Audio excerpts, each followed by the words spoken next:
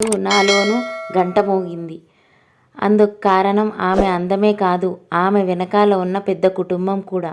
అమ్మా నాన్నలది ప్రేమ పెళ్ళి. అది నచ్చక బంధువులంతా దూరమయ్యారు.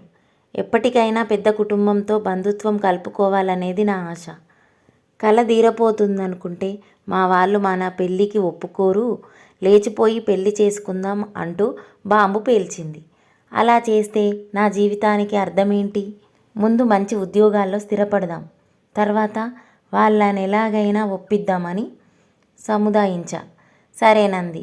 విదేశాలకు వెళ్ళి ఆర్థికంగా స్థిరపడాలనుకున్నాం. సాఫీగా సాగుతున్న ప్రేమకి అనుకోని మలుపు. పండు ఇక్కడ ఆరోగ్యం బాగుండటం లేదు, ఊరెళ్తా అంది. తనని చూడకుండా ఉండటం కష్టమే అయినా ఒప్పుకున్నా. దూరమైన మమ్మల్ని దగ్గర చేశాయి సెల్ ఫోన్లు. అయితే మేం అనుకున్నట్లు ఇద్దరం ఒకేసారి విదేశాలకు వెళ్ళే పరిస్థితి లేదు. ముందు తనని పంపాలనుకుని పాస్పోర్టు ప్రయత్నాలు మొదలుపెట్టా. డబ్బులు కావాలి